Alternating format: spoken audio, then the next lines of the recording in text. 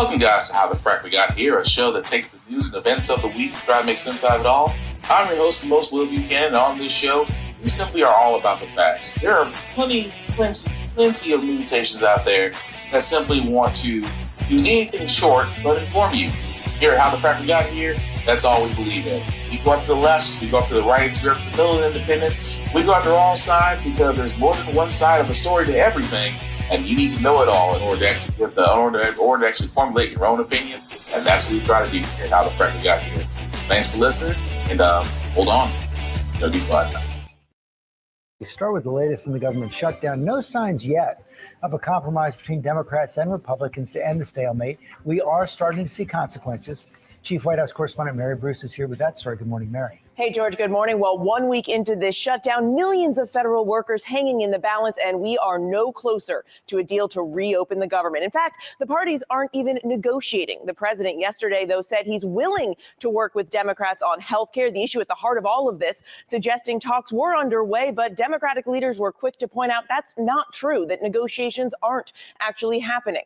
Trump then walking that back, saying he's willing to work with Democrats only after they reopen the government. Democrats are standing firm, refusing to fund the government unless Republicans agree to repeal Medicaid cuts and extend those health care subsidies to prevent insurance premiums from rising for millions of Americans. But Republicans aren't budging. They're accusing Democrats of holding the government hostage. Now, a fifth vote failed last night. The House isn't even in session, even though lawmakers are still collecting their paychecks when federal employees aren't. The Senate is expected to vote again today, but there's no indication that the outcome will be any different. Instead, this shutdown now stretching into a second week, guys. Yeah, it looks like no end in sight.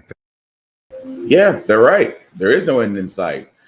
Today's date, October 8th, 2025, and this is How the Frack We Got Here. I'm your host, the most Will Buchanan on the Frack We Got Here. We do take the events of the week and try to make sense out of it all. Before we do get started, guys, let you know that we do pride ourselves on being a news podcast, which means we only cite for reputable sources.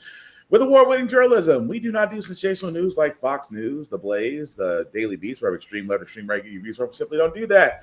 At the same time, guys, we do try to watch our professionalism and try not to use as many cuss words, but let's be honest, words do fly. At the same time, guys, we do show a lot of material that might be too intense for younger viewers, so viewer discretion is advised. Aside from that, welcome. Yep. Not to quote, it's been 1 week by Bare Naked Ladies, but yeah, it's been 1 week and the government's still shut down. And it happened under Taco. It is amazing to me that this is the second time under this idiotic presidency that we've had a government shutdown. And at the same time, could have been prevented. But it's not like, and also I do need to remind people about how government shutdowns work. Politicians, Republicans, senators, representatives and senators, and those in the executive office, don't worry about them. They all still get paid. And yet, federal workers, contractors, those that work in parks and recreation, those that work in government-sponsored libraries, and even those as air traffic controllers, considered essential work, are now working without a paycheck. Especially if you're an air traffic controller, you are demanded that you come in and essentially work for free. Oh, but on the back end, if the government ever gets reopened, you get all your back pay back. That's something I've never understood and still don't. Why in the Constitution that in the event of a shutdown, do representatives and senators still get paid? These are the very same people that make decisions in this country. They're the very same people that decide on how the government should be run, how much of a budget the government gets. At the same time, cannot see eye to eye, which I don't expect them to under Taco's presidency, to make things work, or at least to do a budget. And again, like I said before, if you work in the airlines or you're an air traffic controller, I just wonder how this shutdown has affected air travel, because I'm pretty sure as a person that doesn't fly, but for everyone else, I can imagine it's kind of a nightmare right now. Far from Washington, the government shutdown is now rippling into air traffic control towers in Newark, in Denver, and in Phoenix. Long delays due to staffing yesterday, according to the FAA. In Burbank, the air traffic control tower left completely unmanned overnight for roughly 6 hours. We're closing down the tower. Is it because of the shutdown that you guys are going? It's for staffing. Burbank Tower is closed. Controllers in San Diego took over for Burbank, but the delays remained. California Governor Gavin Newsom blaming the president online, while in Washington, partisan fighting continues, with Republicans blaming Democrats for the shutdown. The Democrats are the ones that started this. As workers across the federal government, including air traffic controllers, go without pay.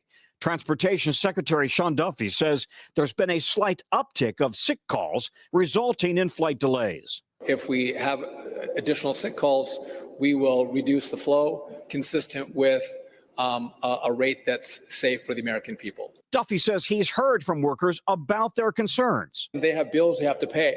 So now they're thinking about that at the same time that they're controlling the airspace. The National Air Traffic Controllers Union calls the ongoing crisis the latest example of how fragile the system is in the midst of a national controller shortage.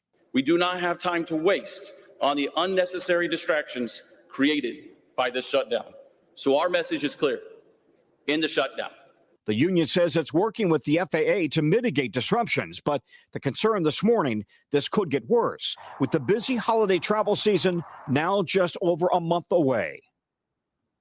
If this all sounds eerily familiar, back in 2019, during the last government shutdown, you may recall after controllers missed one paycheck, then two paychecks, many started calling out sick because of the stress. That put pressure on the system. And that is ultimately what many believe led to President Trump calling off the government shutdown. That was back in 2019. We'll see whether missed paychecks will play a role also in this shutdown. You guys?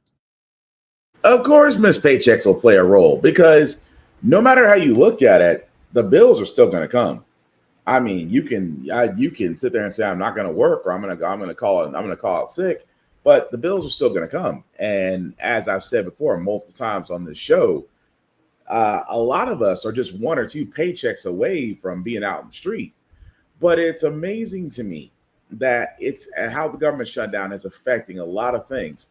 And like you said, the airline industry, especially people trying to get on flights, especially here in Nashville, BNA has already grounded flights up until a certain time, all flights. Why? Because air traffic controllers got to figure out another way to make money. But the crazy part is it all goes back. And again, with everything happening between air traffic controllers, those that work in parks, libraries, and other government buildings that are not getting paid, why is it? And I don't stress this enough. Why is it that representatives and senators and those in the executive branch are still getting paid? And here's my thing. If you are still getting paid in the midst of a shutdown that you and your party may have occurred, and you guys are still getting financially secured, I find it very hard to believe that you are working your hardest to basically solve the problem. It's a little hard to believe because you're fine. It's the rest of the country, those that work in these essential areas, that have these problems.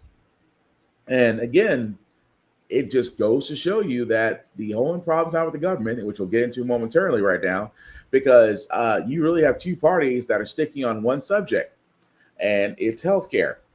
However, if you've heard on Fox News, and you've probably heard everywhere else, that Republicans have touted this BS myth that legal immigrants are getting healthcare. So hopefully this next video will finally debunk all this and say the real reason. And it's simply put, Republicans don't care. All this talk of this big sticking point here, specifically on healthcare. Give me 4 minutes. We're going to go through. It's a reality check. You've heard a lot of claims here. So let's break it down. Okay, big picture. Let's start with something that affects 24 million Americans, and that's Obamacare, the Affordable Care Act. Same thing. 24 million people use Obamacare for their health care. Most of them, the vast majority, get these special tax credits, right? These tax credits that they're eligible for that help lower their premiums. Those credits are going to go away at the end of this year. They're supposed to expire at the end of this year. And that's the chart you're looking at. The end of this year, let's say somebody pays on average $888, it'll go up to $1,900 next year.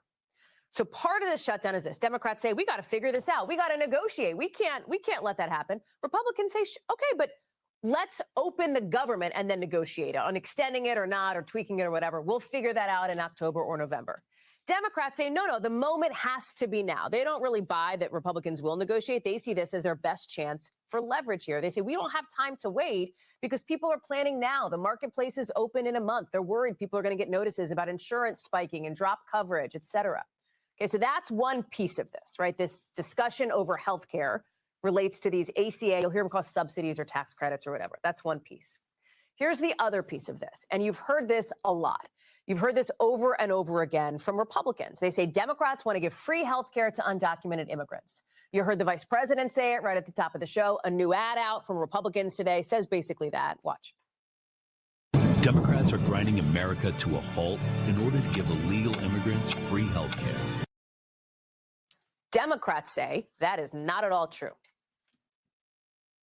That is a bold-faced lie, and it really shows how desperate they are. Okay, so what is the reality here? Start with this. Undocumented immigrants who come across the border, who've been flagged for deportation, they cannot get Medicaid. They cannot get Obamacare. They can't get on the Affordable Care Act. That is not legal. Democrats are not trying to change that.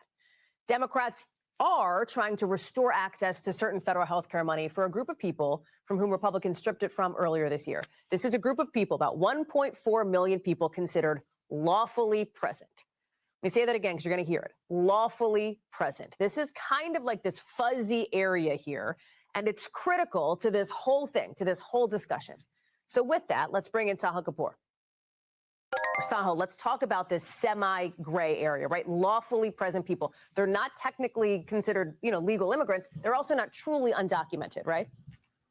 Yeah, absolutely, Hallie. The key thing to know is these are people the U.S. government says are allowed to be here in the country, at least for now. They're not undocumented. They are, in fact, very documented. The government has their papers. They know who they are. These are people who, in most cases, are trying to go through the legal process of becoming lawful permanent residents and eventually citizens. Take a look at this graphic in terms of who we're talking about here. A total of 1.4 million people who are considered lawfully present, people like refugees and asylees, people on temporary protected status or TPS, DACA recipients. These are, again, people the government has said are allowed to stay in the country, perhaps have work permits for now. They're not subject to deportation orders. The Republican argument sort of conjures this image of people who are storming over the border and immediately signing up for Medicaid or Obamacare. That is not how any of this works. That is not what Democrats are trying to allow. That is not what current law does allow. All the way going back to 1996, a law signed by Bill Clinton prohibits any federally funded health care benefits from going to people in this country illegally. Democrats are not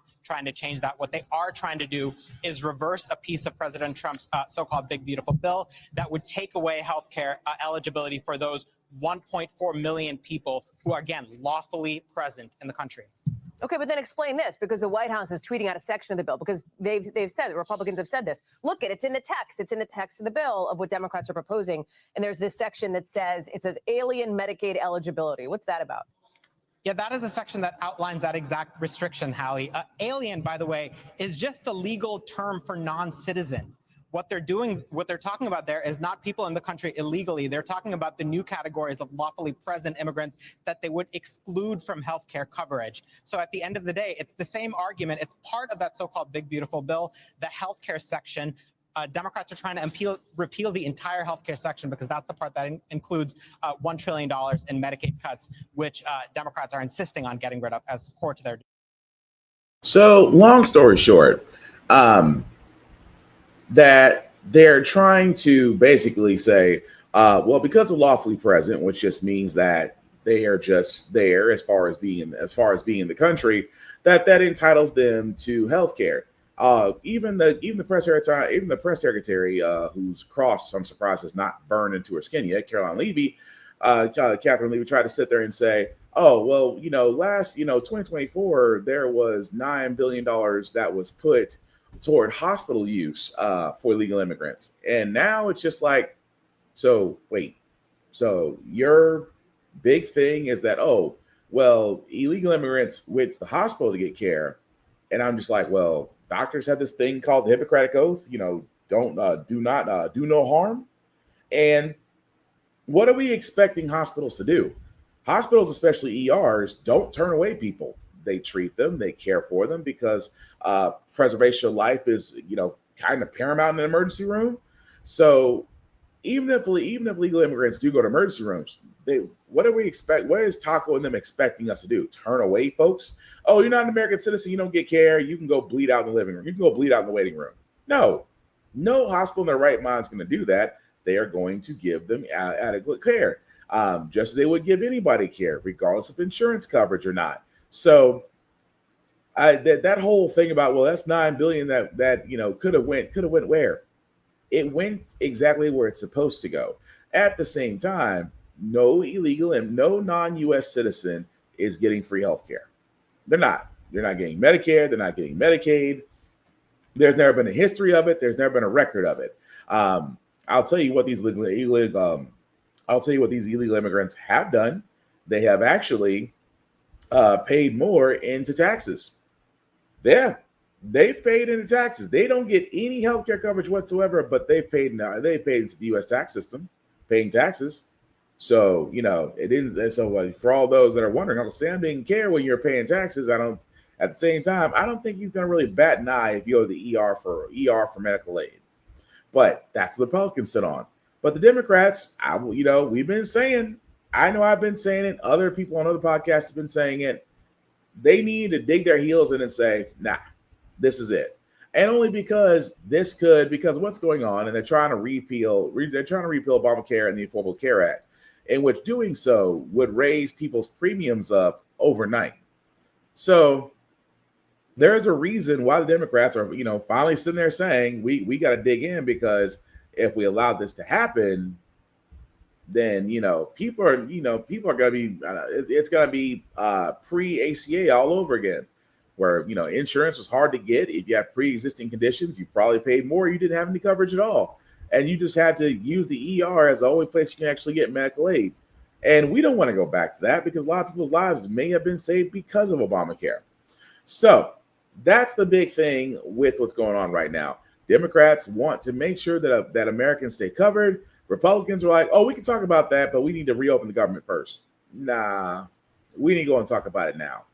So I like the fact that the Democrats have sat there and said, nope, we're going to talk about this now, or it's going to be your fault. And let's also keep in mind, Taco also sat there and said, when he wasn't president, that if a government shutdown happens, the blame was with the president. It's amazing how Taco is a first for a lot of things.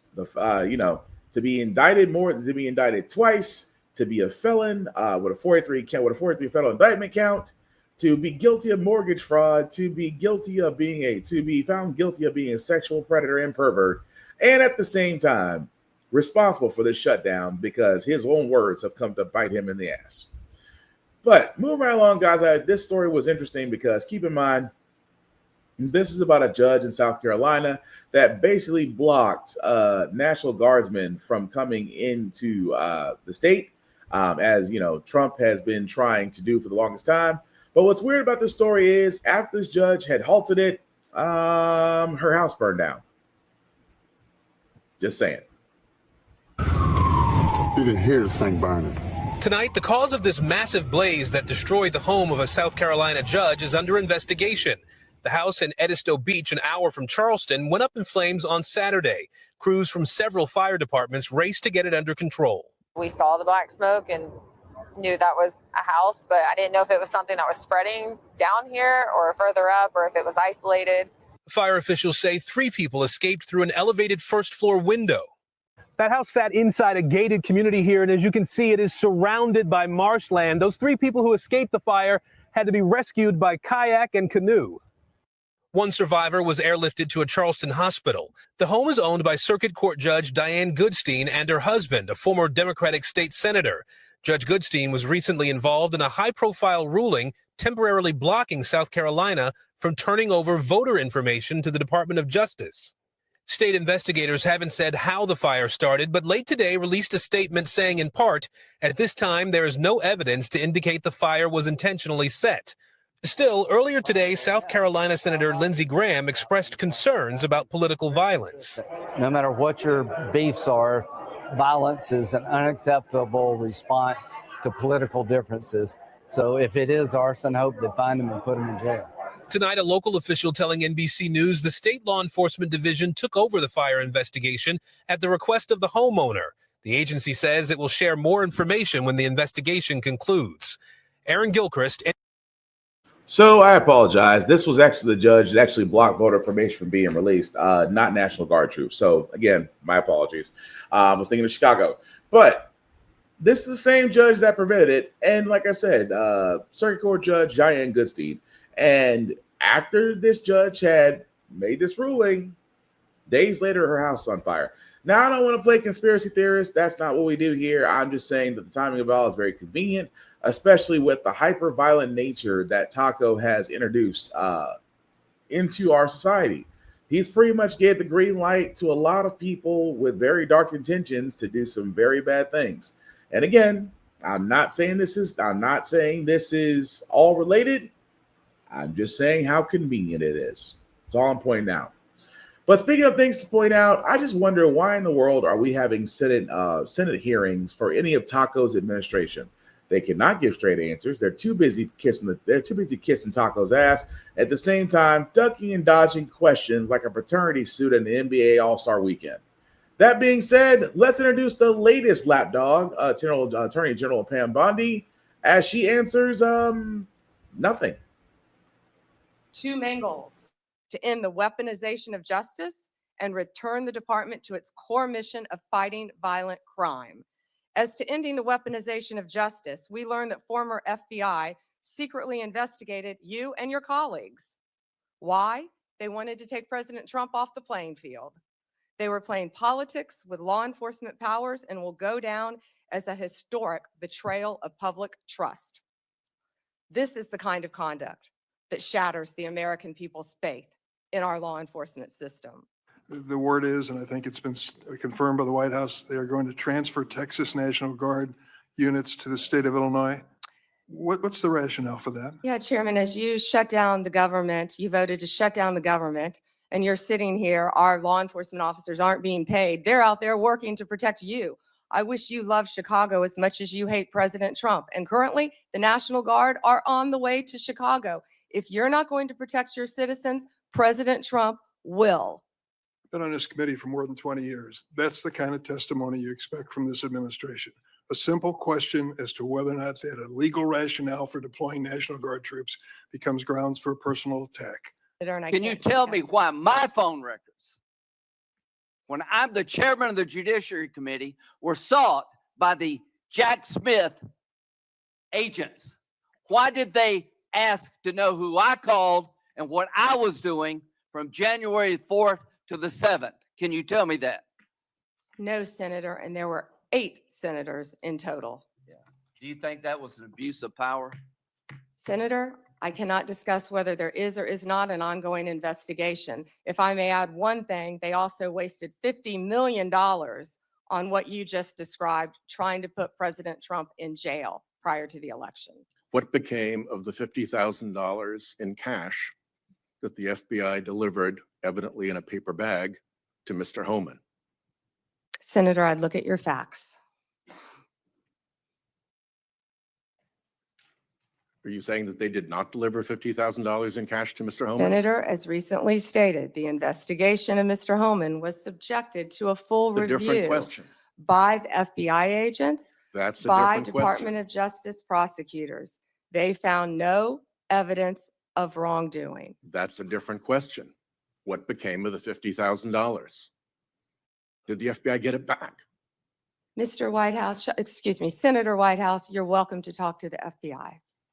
The report to you, can't you answer this question? Senator Whitehouse, you're welcome to discuss this with Director Patel. Did Homan keep the $50,000? As Deputy Attorney General Todd Blanche recently stated, the investigation of Mr. Never mind. Homan I can was see I'm not going to get a straight full answer from you to review a very by simple the question. FBI agents and the DOJ. Do They you found know- no credible evidence of wrongdoing. You know, you're very concerned about money and people taking money, and Do you you rail know- against wait a dark second, money. wait a second, wait a Yet you second, work with dark wait a money second. groups all the time, Senator Wait a Whitehouse. second. Did you know whether or not in that investigation they looked at whether the 2024 $50,000 payment to Mr. Homan was declared by him on his tax returns? Senator, I would be more concerned if I were you when you talk about corruption and money that when you pushed for legislation that would subsidize your wife's company. The questions here are actually pretty specific. So having you respond with completely irrelevant far-right internet talking points really is not very helpful here. Let me ask you something else. There's been public reporting that Jeffrey Epstein showed people photos of President Trump with half-naked young women. Do you know if the FBI found those photographs in their search of Jeffrey Epstein's safe or premises or otherwise? Have you seen any such thing? You know, Senator Whitehouse, you sit here and make salacious remarks, once again trying to slander President Trump left and right, when you're the one who was taking money from one of Epstein's closest confidants, I believe, I could be wrong, correct me, Reid Hoffman, who was with Jeffrey Epstein on multiple occasions. And the senator sitting right next to you tried to block the flight logs from being released. Yet you're grilling me on President Trump and some photograph with Epstein? Come on. I took office with two main goals. Says a lot, doesn't it? Doesn't it? Doesn't answer one question, but too busy being Trump's cheerleader, too busy, pointing accusations, and they're very simple questions. Very simple. Why did the board czar Tom Hoonan take $50,000 in a sting from undercover FBI agents? Well, I'm not going to answer. Well, there's no need to answer that. Oh, well, what about the Epstein files? Well, I told you those files didn't exist, and then you lied. Oh, but let me point out the fact of all you guys, the fact that you're dealing with Epstein too. Why is it that whenever it comes to anybody from Taco's cabinet, they cannot give a straight answer? They can't. And I don't know why they can't, but it's just they're touting the company line very, very, very succinctly.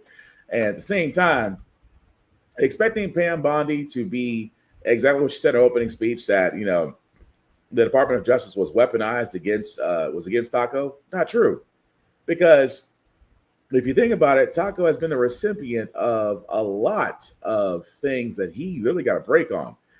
For example, his cases. A lot of his cases outside the Manhattan one were all pushed back. Even the one that really could have disqualified him from being president, the Georgia election county interference case, the one where DA Fannie Willis at the time was all but ready to prosecute him, but he had that case pushed back because he said, I am running a campaign and this will hurt it, which I'm surprised that excuse actually flew. And again, the whole improper relationship with Willis and her prosecutor and the whole case behind that. And then at that time, the clock had ran out. Taco became president. So all of his court cases that didn't get to reach an indictment, didn't reach a verdict, well, they got pushed back. Even the one I'm talking about now, to where, especially in Georgia, where DA Fannie Willis has tried to appeal it because she was removed as the prosecutor for that case, and she tried to appeal it, and it was denied. Ladies and gentlemen, what you are seeing is that Taco has successfully buried a possible court case that not only could have disqualified him from being president, but could have actually came with jail time for election interference tampering. Court of Appeals disqualifying Fulton County District Attorney Fani Willis from her prosecution of President-elect Trump and his co-defendants in the election interference case tied to events after the 2020 election. However, the indictment against Trump still stands. Executive editorial producer John Santucci joins me now for more. So, you can't make this up. You can't make this stuff up. You walked in and said, I've got another bit of breaking news for you. Yeah. What's the latest on it? This is my Christmas gift to you. Yeah, thanks. So no problem. But listen, this is really remarkable. So let's bring everybody's minds back to months ago, right? Fulton County, Georgia. Remember that cannot miss TV of Fani Willis, the DA there, and her chief deputy, Nathan Wade, who she had a romantic relationship among some period of time, testifying about that relationship because Donald Trump and his defense team, along with the other 18 defendants in that case, all said, wait a second. you cannot have this relationship. They were, putting Nathan Wade on the books. He was a special assistant district attorney. This is all improper. So what happened in the original court ruling is that the judge basically gave DA Willis an option, said, look, Nathan Wade's got to go, or you and your office have to go. What happened? She made a decision. She got rid of Nathan Wade.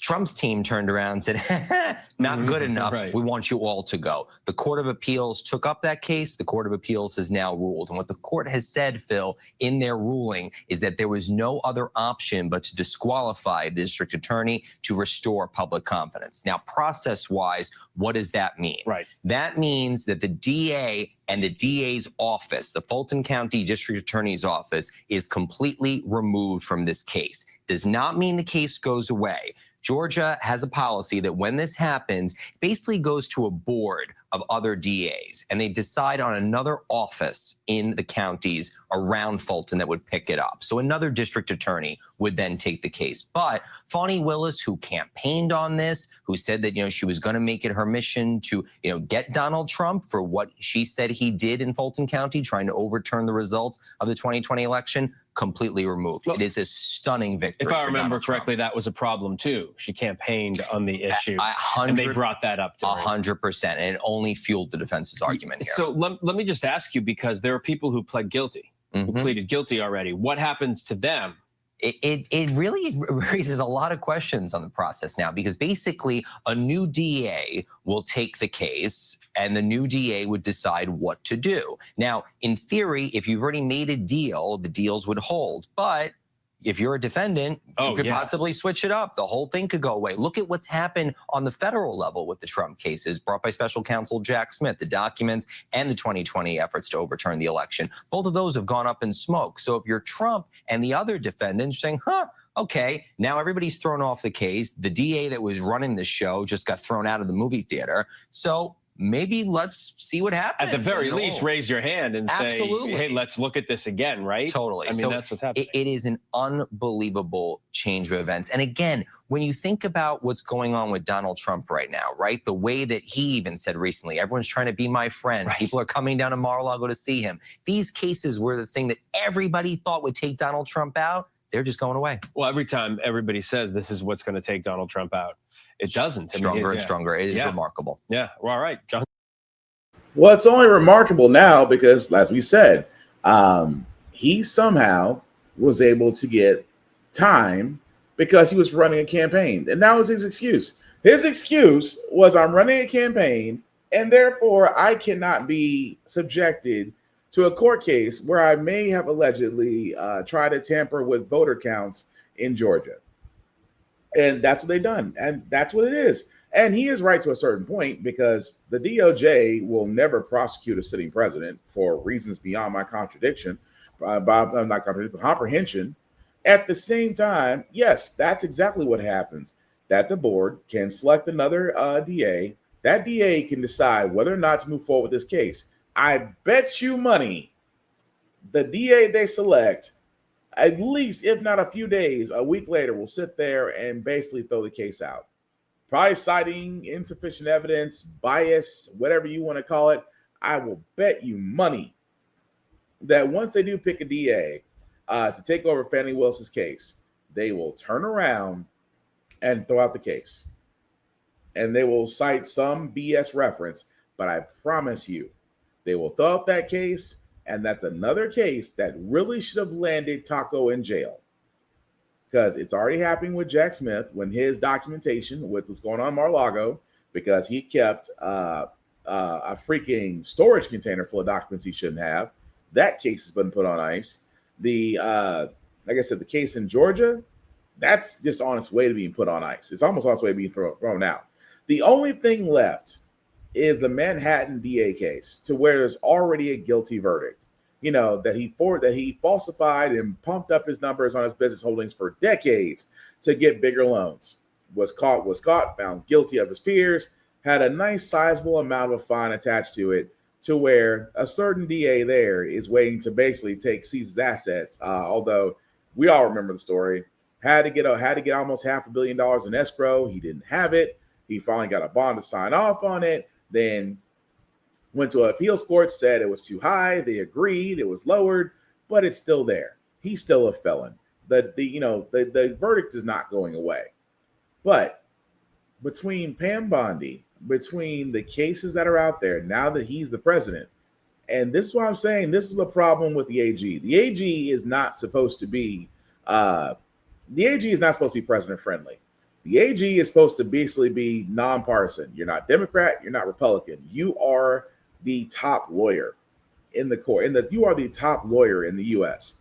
You are supposed to go after everybody, and I do mean everybody. That's your job. But at the same time, Pam Bondi has shown that she is more of a loyalist than an actual AG. So yeah, she's not going to prosecute anything. Which actually, I'm going to tell you, to be honest with you, makes me worry about what these Epstein files are going to do. Because yeah, these files may or may not come out, but will Bondi move forward with prosecuting individuals? Probably not. Because you see how quickly she doesn't want to answer the question about the files that obviously are there. But at the same time, if there was something to come out of this, would she move forward to prosecution? I'll be honest with you, no. Why? We already found out that Trump's name has been mentioned multiple times in Epstein files. We've seen Taco take pictures with Epstein's on multiple occasions.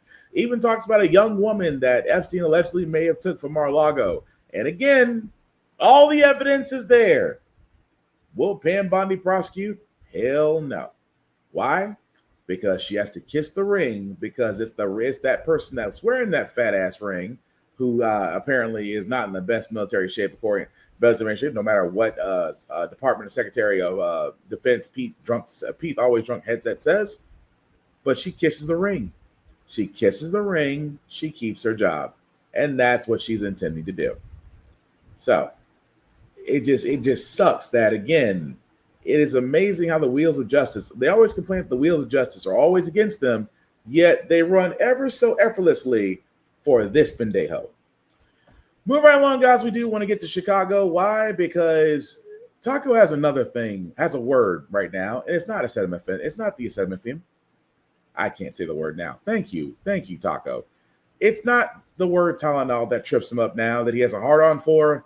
The hard-on word is insurrection. And he's using Chicago and many of the Democratic cities as a reason to invoke this act. Judge telling the president no troops, issuing an order overnight prohibiting the administration from sending National Guard troops into the city. The Trump appointee, Judge Karen Immergut, saying that the order was based on false claims about violent conditions in Portland. She also says she's troubled by the administration's attempt to circumvent another order that she issued when Trump tried to send troops from California. And it's not just Portland.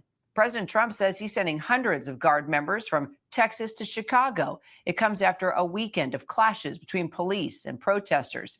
Demonstrations even turning violent at times, with federal agents deploying tear gas, shooting rubber bullets, and making arrests.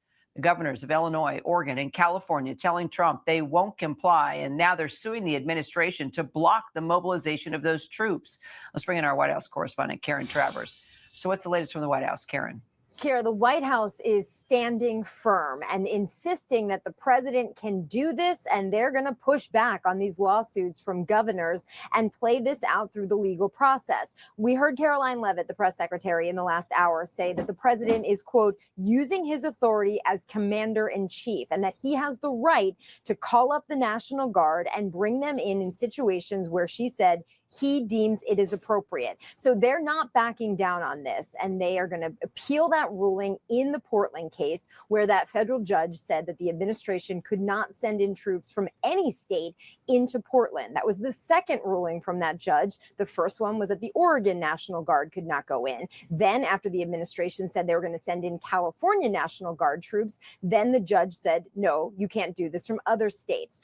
Over the weekend, that first ruling, Kira, from the federal judge said that the administration was ignoring the facts on the ground, and that the administration's take that the situation in Portland was so violent that it needed a federal military response. The judge said it was untethered to the facts. Well, the White House now is saying that they believe that that judge is, quote, untethered in reality and in the law. And Caroline Leavitt said they will be appealing that second decision. All right, let's bring in our Alex Perez now there in Chicago. Let's talk about what's happening there, Alex. Apparently the mayor signing this executive order declaring ice-free zones on city property. Yeah, Kara, the mayor signing that executive order just a few hours ago. And under that order, Kara, ICE is prohibited from carrying out any of their operations on any city property. So that's buildings, schools, parking lots. Obviously, they need staging areas in a lot of instances when they are carrying out some of these operations, and the goal is to prohibit them from doing that. But ICE, in this case, even with that executive order, those federal agents say they remain undeterred here in Chicago. Kira, and I want to give you a look behind me here. The demonstrations and protests have been happening here for weeks in Chicago, and there have been moments where they've become a little more intense. And one of those moments was this weekend where federal agents say a group of people, several vehicles, blocked and rammed into federal vehicles. That situation ended with a federal agent shooting a woman who was, they say, armed. That woman was treated for her injuries and has since now is facing criminal charges, Kara. But that just gives you an idea of how intense the situation can get in some moments. We're here outside the federal building. You can see behind me here, they've put up this fencing here surrounding this perimeter around the building, all in hopes of protecting the building from some of those demonstrations and protesters, Kira. Yeah, so much going on, Alex.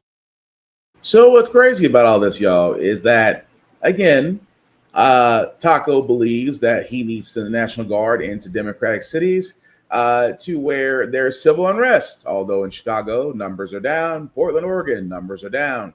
California, he just doesn't like Governor Gavin Newsom. That's all that is. But what's so crazy about this is that, which is also the title of our podcast for this week, was that Taco has a hard-on for insurrection. He, I cannot believe I'm going to say this, is trying his hardest to engage the Insurrection Act. If you don't know what this is, let's go to Google, and here's a history lesson.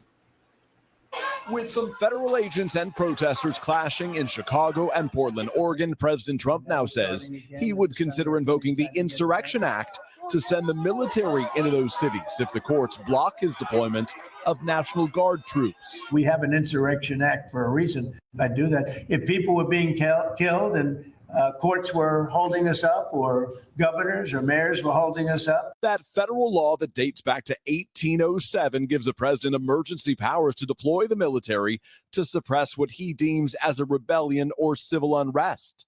Illinois and its Democratic Governor J.B. Pritzker is suing to block Trump's plan to send roughly 200 troops to Chicago, the governor calling it an unconstitutional invasion.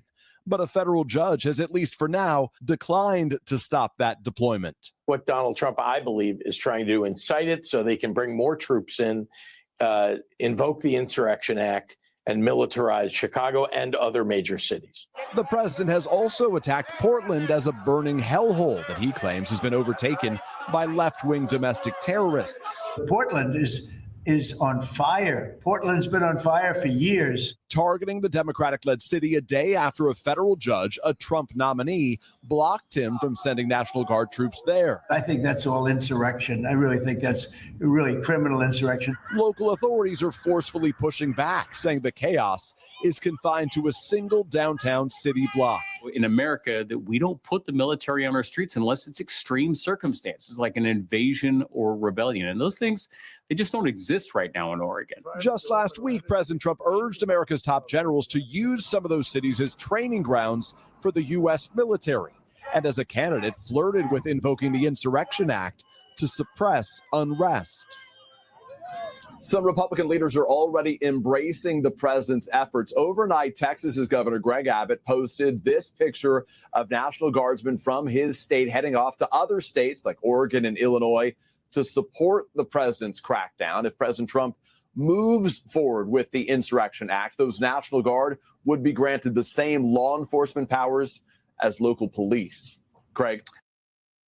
And there is so much, except the fact that in the Insurrection law, or I should say the Insurrection Act, right, as they said, was developed in 1807. When the last time it was used? During the 1992 Los Angeles riots. The last time. It's only been used in 1992 during the LA riots. And now Taco sees it as an opportunity to go, I wonder, could I use this to actually bring in more military, not just National Guard? The Insurrection Act will actually do that. Here's the problem. This is all a part of Project 2025. And I cannot stress this enough. For a guy that says he has no idea what Project 2025 is, he's following the effing playbook. He went after your education. He went after your communications. He went after your networks. Now he's trying to he's trying to use the army to enforce martial law and basically extend his reach into these cities and states that are democratic. I kid you not. This is all out of the 2025 playbook. He even bragged about on Truth Social being one of the architects last week for Project 2025. And it amazes me so that as he's trying to do this, thankfully, some Democrats and governors have sat there and dug their feet in and said, no, hell no. Because again, what is the point of you needing to do such things? And that's the part I'm getting to. It's like, what more do you need to do that you're trying to do? And honestly, he wants total control. I'm going to call it what it is. He wants total control. But I will say this, that what's going on with ICE, two things. One is pretty effing funny, and I don't care. It's funny to me.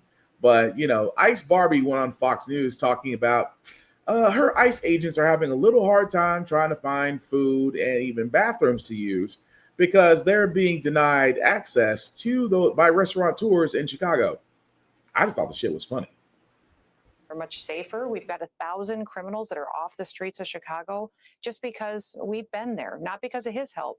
And in fact, they don't even let our ICE officers and our Border Patrol officers use restrooms in facilities. Those men and women were telling us that they have to figure out even where they can go sit down for 5 minutes to have lunch or to use a restroom throughout their shift and their break. So they've made it a very difficult situation. But what I was so encouraged by was these officers love their jobs. They love their jobs. I thought it was funny, which is the fact of the matter is you have ICE agents in Chicago being denied. And I guess someone says, oh, well, that's effing horrible. As a human being, you got to eat, you got to go to the bathroom. But here's the problem. Here's the reason why I say I don't feel bad. I don't feel bad because these ICE agents, as well as these National Guard officers, enlisted National Guard, you guys have a right to refuse orders. You do. There's nothing righteous or justified about occupying an American city and trying to claim that you're trying to make it safer. National Guardsmen are not law enforcement. They're trained for combat. That's what the National Guard is. You are literally trained for deployment and combat. You are not trained for law enforcement, de-escalation, but you are there for crowd control. And if things get sticky, you are going to do what you are trained to do. So the show of force, again, when it comes to ICE agents, again, that's National Guard. Now, ICE agents, again, you are law enforcement. But what I don't get is that if you are in ICE and you disagree with what Taco and ICE Barbie are doing, how is it that you can sit there and put a mask on and literally go after so-called illegal immigrants? But every illegal immigrant you picked up was from a job, was from a location where they were working, but it was never I'm just here so the government takes care of me kind of stuff. But how can you work it? I mean, even a person would sit there and go, no, I can't be a part of this. There's no way I can serve in this. You would think. But that's why I say I don't feel bad, because at this point, who all serving the ICE and the mass ICE Gestapo, who now have a hard time finding food or a bathroom in Chicago because restaurateurs are using their right to say, I have the right to refuse service to anyone. But you're mad because a city that you swore up and down needed you all of a sudden is showing that they did not need you. And the National Guard, again, a combat deployed unit trying to serve and protect. What could possibly go wrong? Well, I'm going to tell you what's going to go wrong. You might get ignored by the very same police in the very same state you've been sent to help. And one is for the hit and run. This guy fled from the scene at 37th Place in Kedzie. It all occurred, started at I-55 in Kedzie. Then they fled southbound at Kedzie, where that offending vehicle crashed. They ran the federal agent off the road. Have them hold tight until I give you further direction, please. If you guys can start heading there as quick as you can, and then just hold tight for instructions with 999. So the chief of patrol, clear everybody up. We're not responding over there. Radio check. And again, per the chief of patrol, we have all the units that per 999. Chief of patrol said all units clear out from there. We're not sending anybody over to that location. A disturbing dispatch call in Chicago where you can hear the dispatcher say that an ICE agent has asked for assistance after a suspect ran a federal agent off the road.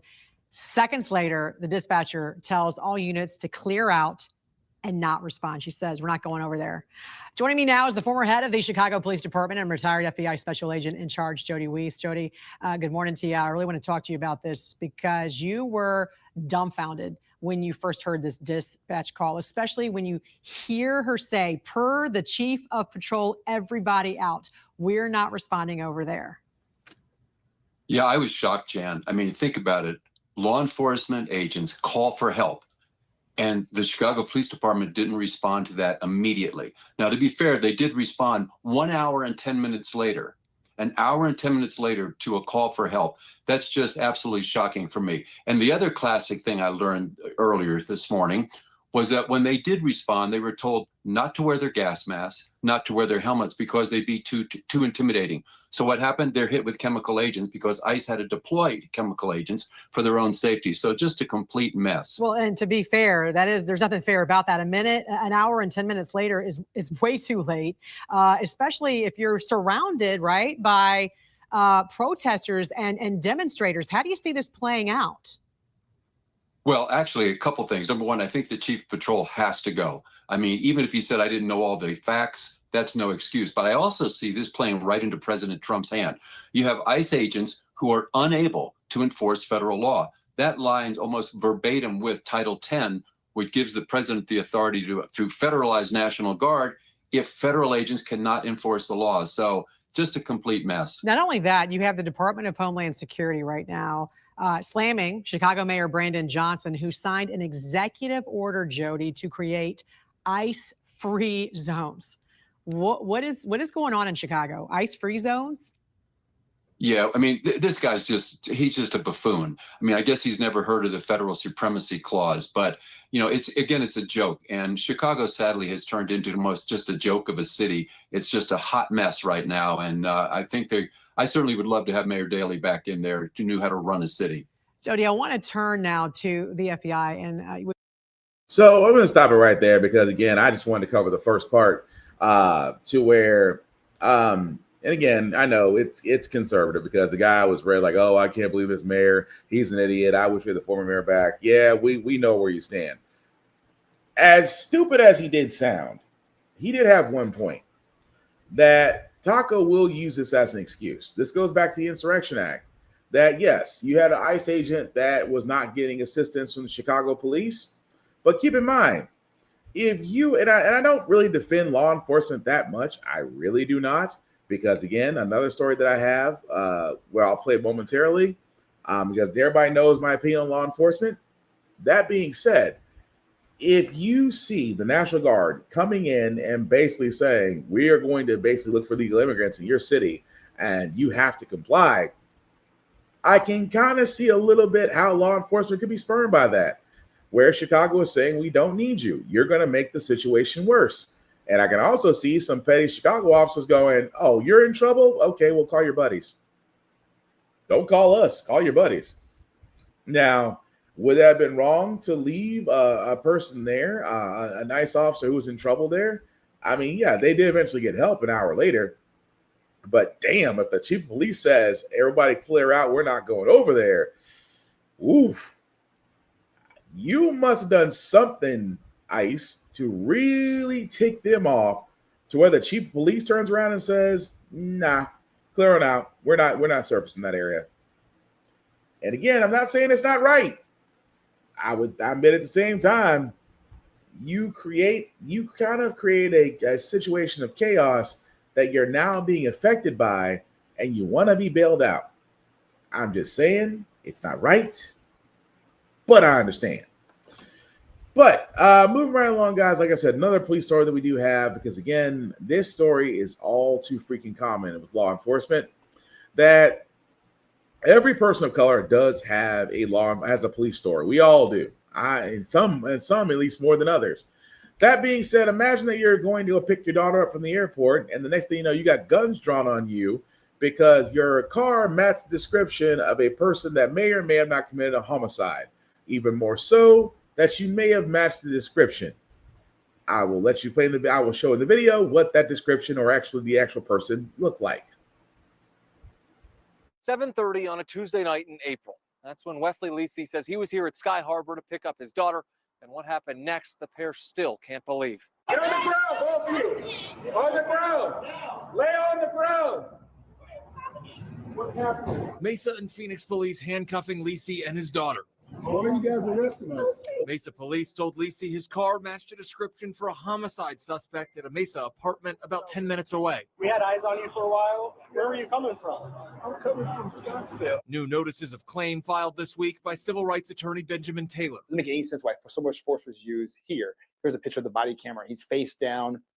Officers there, they had guns blazing. Doesn't make any sense. Police telling ABC 15 in April, officers made the decision to detain Lisi, worried a shooting suspect may enter the busy airport. Officers at the airport learning from police at the apartment shooting scene that the suspect there was described by witnesses as a white man, then letting Lisi go. The notice of claim alleges this was the actual suspect. Ask you to take a look at that. Do you see the resemblance between you and him?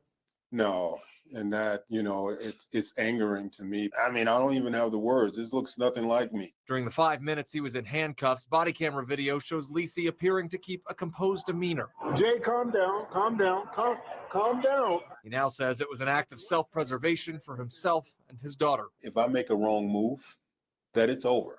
I'm thinking that we are both dead like that. If I look the wrong way, if I make the wrong sound, if I move, if they think that I'm threatening, it's over. Mesa police told me they're unable to discuss pending litigation. Lisi's attorney told me if they don't receive a response from Phoenix or Mesa, they'll file suit. Fort Hatchett, ABC. So again, how many of us have that type of story? Even more so, the guy was just going to literally and figuratively pick up his daughter from the airport, and officers. And I love how they said, well, we've been following you for a while, so we want to know where you're coming from. Well, obviously it's from not where the homicide was. And on top of that, already guns drawn. He's got his daughter with him. He's got guns at him. And I got to give this black man credit. He's a former NFL player, so he knows all about, pressure at a high level and how to manage it. But nobody is ever ready. And I do mean nobody. No one is ever ready for guns drawn in your face by happy trigger finger officers who would love nothing more than for you to give them a reason. And so what does this man do? Very textbook of calm. He instructed his daughter, calm down. Everything's going to be fine. Everything is slow, methodical. And he has to say it, and he says it. It's self-preservation. I have to be calm. Even if I'm handcuffed, I have to be calm. I have to be compliant, because any wrong move, these officers will probably use it as an excuse to harm me or harm my daughter. And on top of that, the piece de resistance is this picture. That this is the suspect. So officers are looking for this man. And I just want to point out, officers looking for this man. And on top of that, somehow getting confused with this. I'm sorry, but it's bullshit. It is. It is bullshit. And I feel for that man. And he should sue. And I've been saying this because every time officers get in trouble, what has it always been the same? It's always been it happens. I'm sorry. No. You want to stop racial, and again, you won't stop racial profiling, because thanks to Taco and the Supreme Court, they've made it pretty much legal for law enforcement to racially profile. But Do you want to know how you stop it, though? Really stop it? Attack the police pension. Because if I'm that man and I'm that lawyer, don't sue the police department. Sure. Sue the police union. Sue the police department, sue the union, sue everybody on that line. But make sure you include the police union. Why?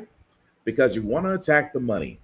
The one thing law enforcement officers love to protect more than their guns is their pension. If you attack the money, watch how quickly we have less of these, you fit the descriptions. Watch how quickly we have less of these, you just happen to be in the area. Because it makes no sense. As officers, you guys do have to make on-the-fly decisions. But this had no de-escalation. This had no proper workflow. And at the same time, all you could think about was all you saw, and let's be honest, white officers see a black man, they immediately assume he's a threat.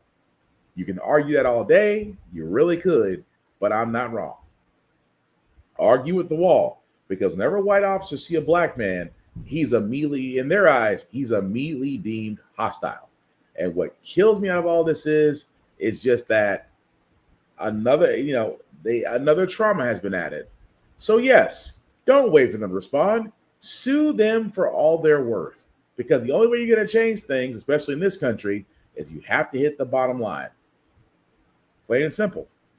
But speaking of things, because we're in America and some folks are freaking idiots, I'm pretty sure by now everybody heard that Bad Bunny is going to be doing the halftime Super Bowl, in which a lot of so-called Americans are pissed off about the fact that a Puerto Rican is doing the Super Bowl. He's not a real American.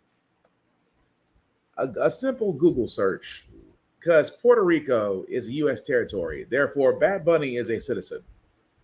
A Google search would have saved you a shitload of humiliation. Well, is the whole thing going to be in Spanish? I hope it is. I hope. Above all else it is. But again, hear it from Bad Bunny because he's looking forward to it. And I just thought this part was funny. I'm doing the Super Bowl halftime show. I'm very happy. And I think everyone is happy about it. Even Fox News. Bad Bunny is my favorite musician, and he should be the next president.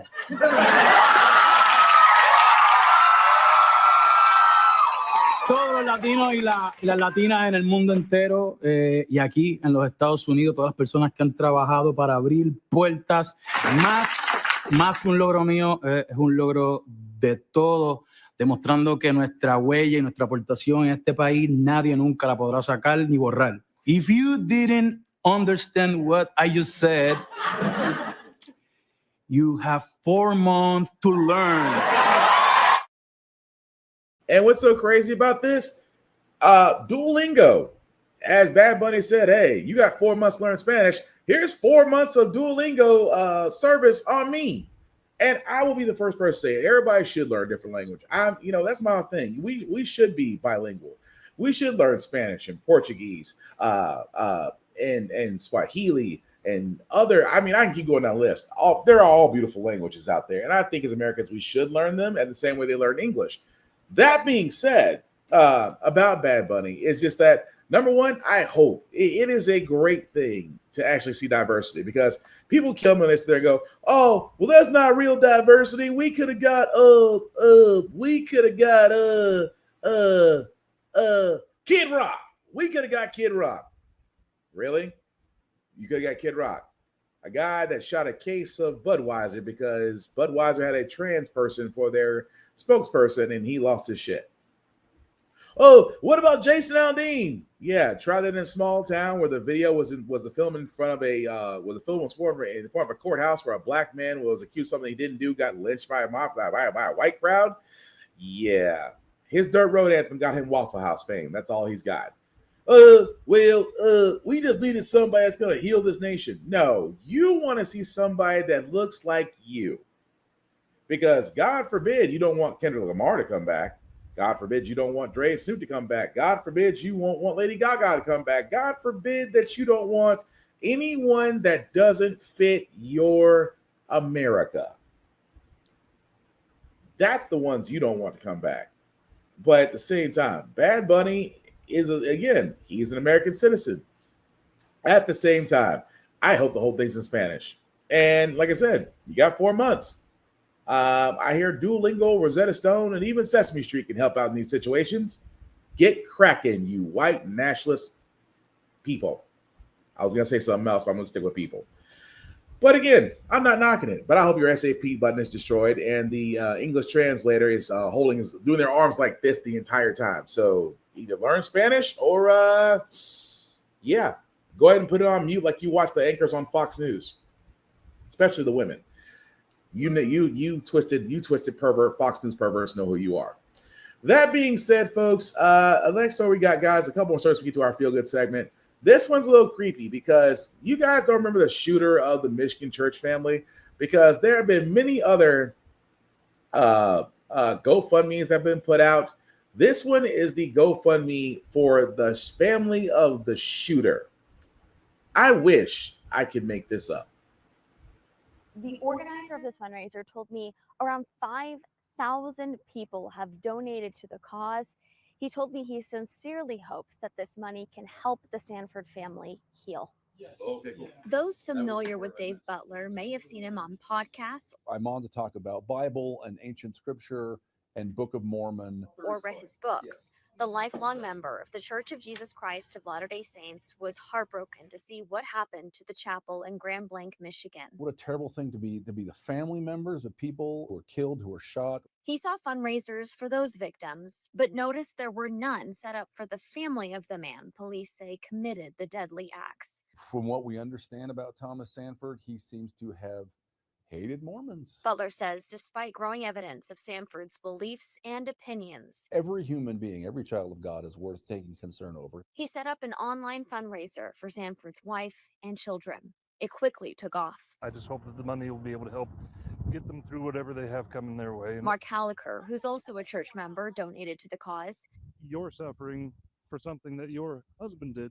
Let's help you. In only a couple of days, more than $200,000 was raised. We're not trying to say, oh, look how good I am, but it's just genuinely, there's love here. Butler shared this Bible verse with the fundraiser. To visit the fatherless and widows in their affliction. His faith compelled him to help the Sanfords, but he points out many people who aren't LDS also donated.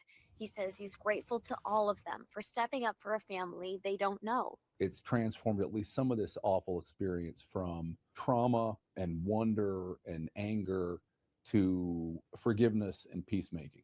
Butler told me he plans to keep the fundraiser open for at least a few more days. He says he is in touch with the Sanford family and he hopes to speak with Sanford's wife soon. When I tell you the crock of crap, because it's the shooter's family, the family that, okay, I know more than likely the family had nothing to do with the shooter that attacked the church, right?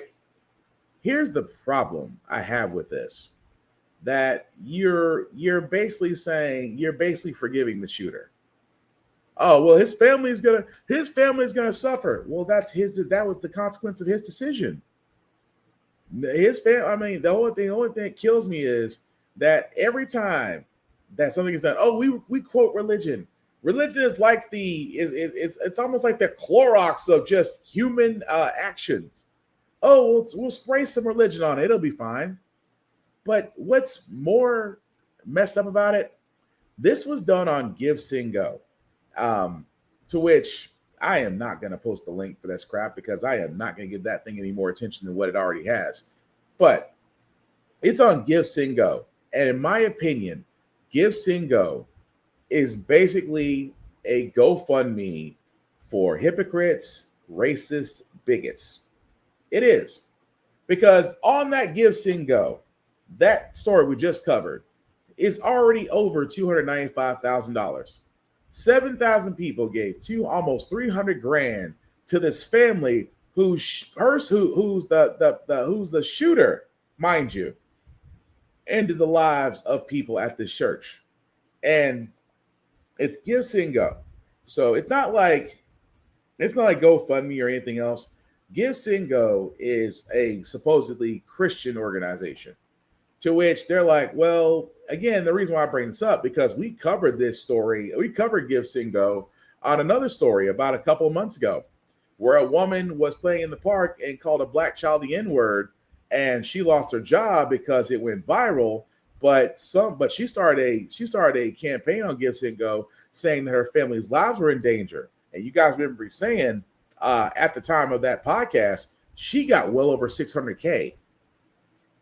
600K is life-changing money, no doubt about that. But it is amazing to me that the same site that allowed a GoFundMe for a racist white heifer to call a black child the N-word, and now because she claims her family was in danger and that she needed to pay for security, got 600K.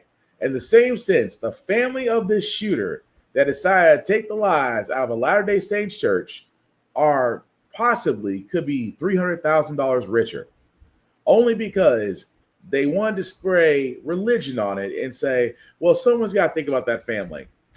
Well, the shooter didn't, so why should we? That's just being honest. And the last story I got, guys, before we get to our feel-good segment, is the fact of I told you guys what was happening at CBS. I told you that CBS/Skydance was wanting to basically curry favor with Taco. They got rid of the Late Show with Stephen Colbert. They basically fine-tuned the Video Music Awards. And now they have a new editor-in-chief at Fox News Light, although also known as CBS News. They have a new editor, and it's exactly what Taco asked for. Well, almost. A major shift in the landscape of TV news. Paramount Skydance announcing that they've made Barry Weiss editor-in-chief of CBS News and acquired her online news and commentary organization, The Free Press. Weiss, who attended Columbia University, is a Pittsburgh native who now lives in New York.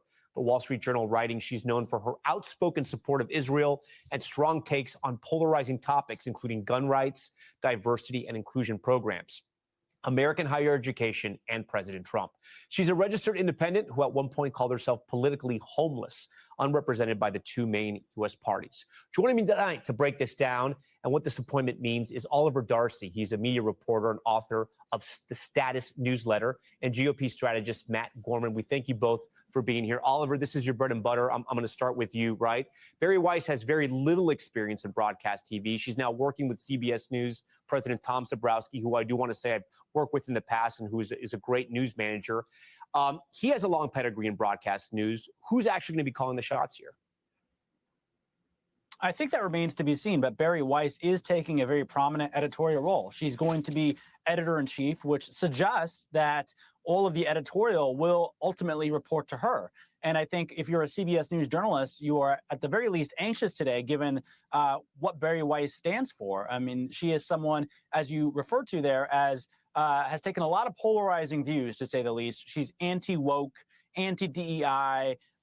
She said today that the far left loathes America, which is quite the statement for someone who's editor-in-chief of CBS News to make. And so the question remains to be seen, how involved is she going to be? Is she going to be at 60 Minutes going over the editorial on a weekly basis, or is she going to be leading from further away? And we don't know that, and CBS News journalists still don't know that, and I think that's causing, at the very least, some unease tonight. Yeah, you know, Matt, I want to ask you, I mean, you're somebody who you appear on nearly every broadcast network that I know of. You appear on cable as well. You're somebody who's well-versed in this industry as well. You're also somebody who works for the right. What is your take on all this? A couple things. First of all, they needed to shake things up at CBS, right? They've been perennially in third place for much of their trademark newscast, whether it's evening news or the morning show, for a long time. They've also had a lot of churn before Tom, as you mentioned, at the top of their news division, as well as their anchor desks on several other programs. So they needed to do something differently, I think, to bring some advertising revenue in and bring some buzz in, candidly. And look, I don't know Barry, but she's built a successful project after the Free Press after leaving the New York Times opinion page. I think the other thing is to look, there's been a thaw among CBS News and Republicans, right? And look, no good news organization can function if they don't have the trust, let's be honest, of both major political parties who are willing to talk on their air. I think this could help provide a reset for my party and CBS News as well. Oliver, is this an attempt by CBS News and their new owners, maybe in their view? I'm not saying this is my view or the view of the people that watch, the millions that watch CBS News every night, to make CBS News more down the middle, or do you think this is a conscious move to the right? I think either way you look at that, whether they're saying it's to be, down the middle and more fair, or it's, to the right, I think it's the same effect, which is to be more sympathetic to conservatism, or to, I wouldn't even call it conservatism, to the MAGA movement. And why do you say that? There is a difference there. Why do you say that, Oliver? Yeah, I mean, I think traditionally conservatives would stand at odds with a number of things that Donald Trump promotes. For instance, free trade. Traditionally, conservatives have been very pro-free trade. This president is very isolationist. And then there are a number of issues that this president has really, re-engineered the Republican Party to be in favor of that, 10 years ago, conservatives would have been against. For instance, conservatives were the ones that got us into the Iraq War, and this president says he's against it and anti-interventionalist. So there are two separate movements there. But I think that Barry is certainly going to be pushing a number of things that people on the right like. She's not necessarily a MAGA media personality, but people in that movement like that she's anti-DEI, anti-woke, very pro-Israel. And while she does criticize the president at some times, I think if you were to read the Free Press, those issues that I just outlined would be what you would take away as the great threat to American civilization or Western civilization, not the creeping autocracy that we're seeing from this president as he assaults things like free speech, the rule of law, et cetera. Matt, I'm going to let you weigh in on that. Yeah, look, I think if you're reading Donald Trump into a media merger, I think it's a little bit too much into this. Look, what I'm very interested in, candidly, is, look, there's been rumors that Skydance, who now owns CBS, might take a vested interest or try and buy CNN, right? So not only would they control CBS, they would control a major news network that, let's be honest, CNN is not, often hospitable to the right. And so we will see if that happens. And again, I think necessary, whether we like it or not, 50% of this country voted for Donald Trump. And I think having a little bit more ideological diversity in many newsrooms across the country is not necessarily a bad thing. Yeah. Ensuring that we have objective journalism. I got one for each of you. Matt, I'm going to ask you, if someone is watching Fox News and CBS does move to the right in some capacity, does a Fox News viewer, a loyal Fox News viewer, do they go and watch CBS News? Do you think that actually happens? I think the Fox News viewer and the cable news viewer in general, I think, is very different than someone who casually watches broadcast news. I think they're quite different. Cable news, wherever you are, they're far more habitual watchers. They tend to leave it on all day. So, Oliver, my last question to you. We don't know how this is going to play out, right? But how do you think they will measure success over there at that company now? Is it ratings? Is it how their CEO, David Ellison, feels? What's their metric?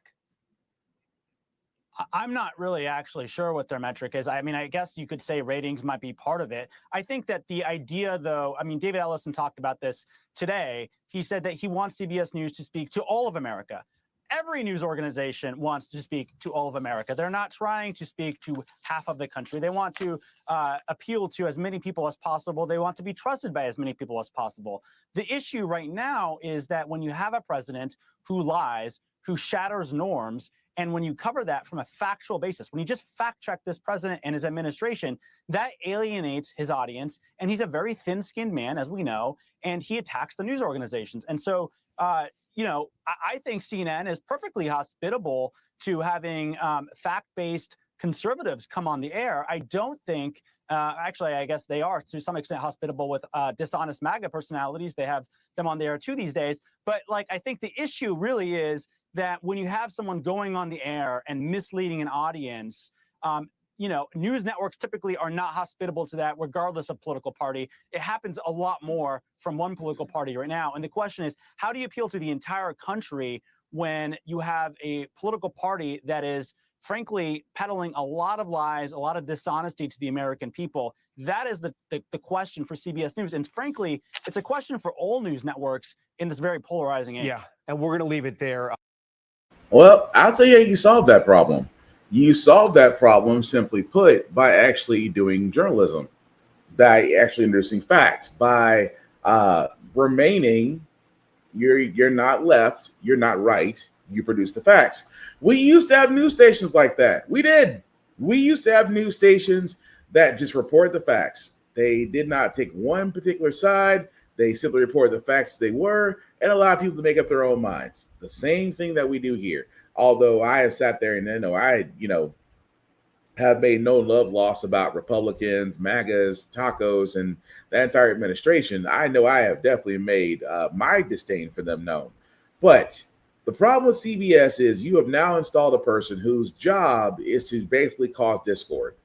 This is the reason why Taco, number one, sued 60 Minutes. He sued 60 Minutes for a clip piece on former Madam VP Harris, and he wasn't even a part of it. He sued, but the CEO at Skydance Paramount was like, no, I need, this was before Skydance, mind you. So the Paramount CEO was like, no, I need Skydance to go through. What do you need? Oh, we'll cave. So what they do, CBS caved. CBS caved in the lawsuit, paid Taco, his administration, something. I forgot the amount. And then what happens next? Stephen Colbert, his show gets canceled. The former editor at 60 Minutes has retired. He has left his post. And now you've not only installed a Taco S monitor, you've now installed 2 Taco S monitors. Oh, but she's independent. She has her own thoughts of DEI and things of that nature. She's there for disruption. She is not there for information. She's there for disruption. That's why I call CBS News, and I hate to say this, because CBS used to be very good, still is very good until, we see the change, because we see it happening at CNN already. CNN has already started to, welcome more conservatives and more discord because they want ratings. Fox News is not a real news station. They are an entertainment network, and they found a long time ago, if you spew hate and you spew hate toward minorities and you uplift white people in a pseudo-nationalist state-run program, you will get plenty of advertisers wanting to come and sell their shit on your network to these old, scared white people and these token black folks that think they're, they should be in the house. They should be in the house with massa. But how do we stop it? We stop it when we how do we stop the discord? How do we actually regain public trust? You must speak from the facts. You must fact check. You must do all of these things to ensure an area of journalistic integrity, because we used to have that. The Tom Brokaws, the Walter Cronkites, Peter Jennings. We used to have George Stephanopoulos along many moons ago. Even Oprah had journalistic integrity before she went entertainment. We had so many individuals that literally that manned the news desk at CNN, at ABC, at CBS, NBC, and various other stations. We had journalists and still journalists out there, still doing the work, we're reporting only the facts and allowing you to make up your own mind. The problem is when you start letting wolves into the hen house, that hen house is no longer a hen house. It is now an area of discord and disarray.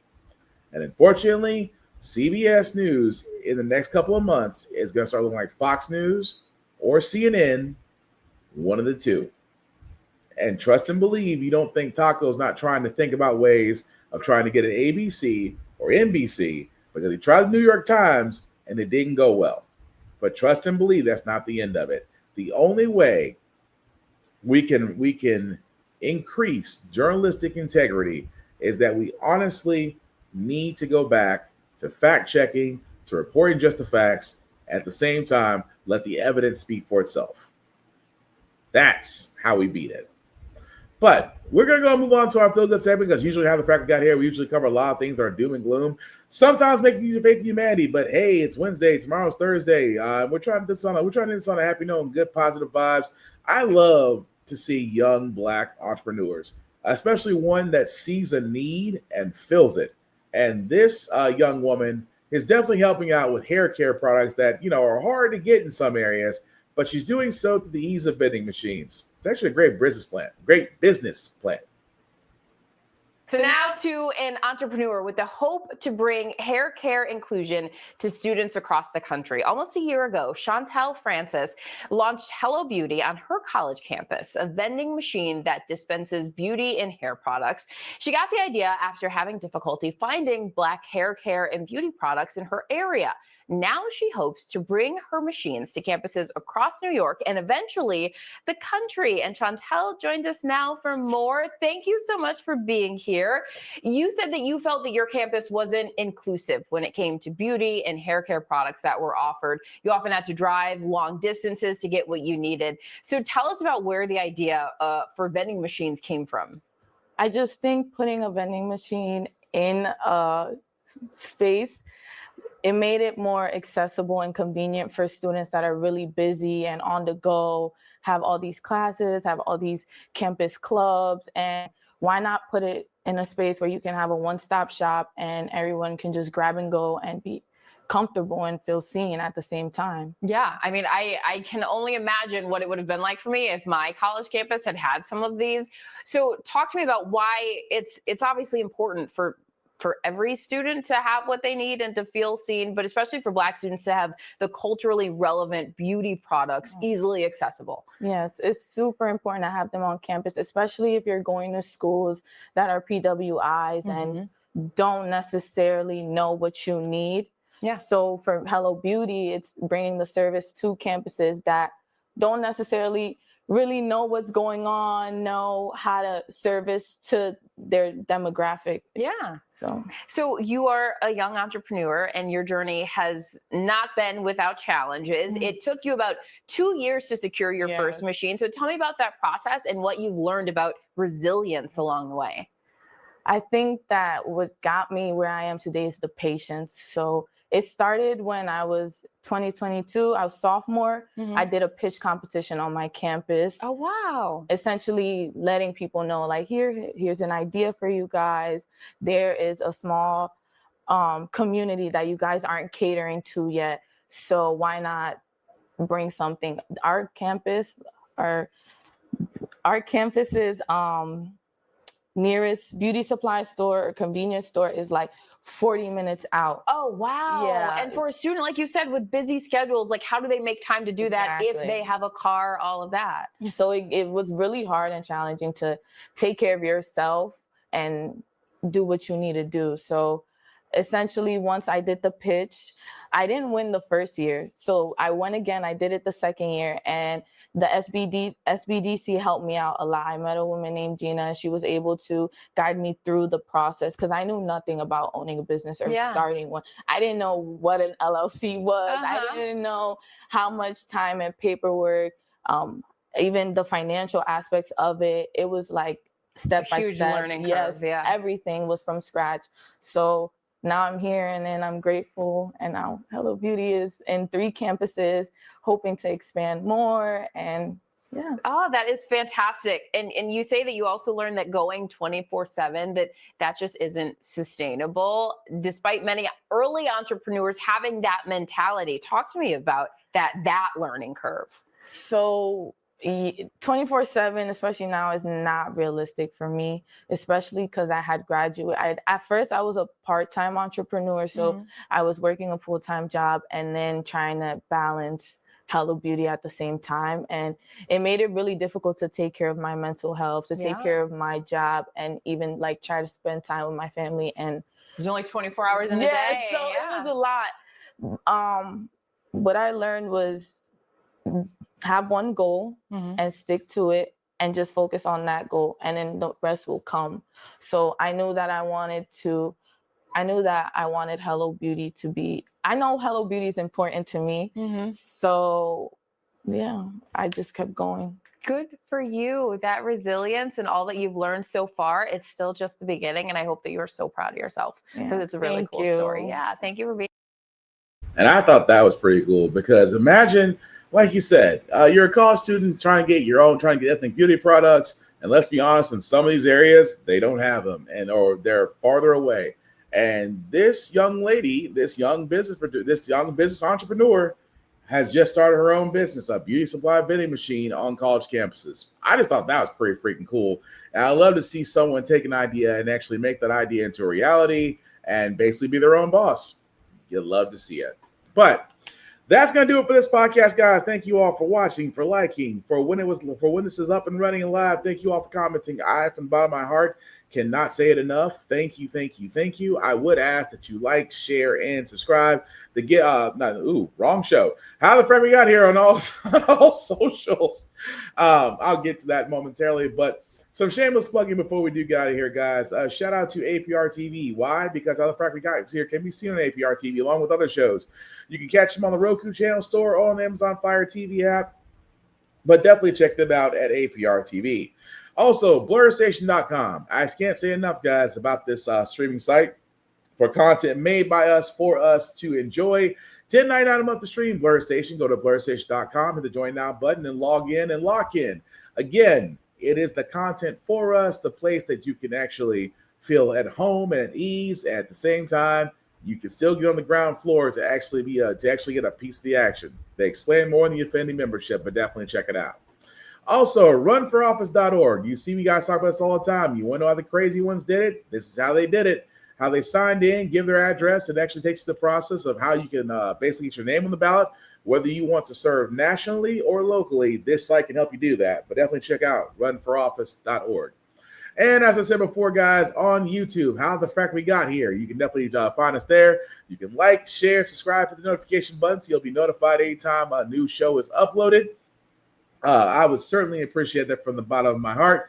Also, my other show, the Get Bit Podcast, also the GB Podcast. If you can also find that on YouTube as well, simply type in the GB Podcast with the first thing that pops up. Like, share, and subscribe as we talk all video games, comics, mangas, and everything else in the world of blurs and nerds that happens during that week. But definitely check us out there. Also, guys, my shows can be found on Spotify, on Apple Podcasts, wherever you get your podcast from. The audio version of that can be found there. Definitely like and share on Spotify, on Apple and Google Podcasts. I would certainly appreciate it. That being said, also my own personal one, Black_Spartan615. You can definitely follow me there as well on Instagram. Just don't make it weird. I don't want to have to start blocking people. Outside of that, guys, don't doom scroll. I know a lot of stuff in this world is going on that's crazy right now, but please stay off your phones, off the doom and gloom. Go outside, go enjoy nature. The leaves are turning, which means fall is finally coming. Goodbye, summer. May you go where you should have gone, back to that sun and that hellscape. I'm not a summer person. I'm just going to be honest. I'm a more fall person. But go outside, enjoy nature. Go hang out with your friends. Call and text, see how they're doing. Simply put, get out of your own headspace and get into something that makes you laugh, that makes you smile. Protect your peace. Protect your inner strength. That's what matters. At the same time, guys, please get active. I can't stress this enough. Get active in your communities. Get active with the people that are trying to basically be in these offices because, as I said before at the beginning of this podcast, yes, there is a shutdown and Republicans and senators taken care of, but not the essential workers. And there's just something very, very wrong with that. That being said, the last thing I say about How the Frack got here, it's all about staying informed. We are not trying to reinvent the wheel. We are simply giving you all the information to allow you to make up your own mind, but we do provide a lot of perspective that goes along with it. We do better as society once we're informed. We're progressive. We move forward. We try to right the wrongs of our past, making decisions now that we should have done back then, like electing our first Black woman Supreme Court, electing our first Black woman to be the federal governor of the Reserve, electing our first Black woman to hopefully be the first to be called Madam President. All great things. We don't learn from history. We are doing to repeat them. That's what we keep asking ourselves. Why does everything go about our paycheck? Why are we electing different politicians but still the same old game in Congress? And most importantly, how the Frack we got here. Thank you all for watching, guys. Please take care of yourselves and each other, and I promise we'll all get through this. Love, protect, respect each other, and live long and prosper. Yes, I'm a Trekkie. Peace.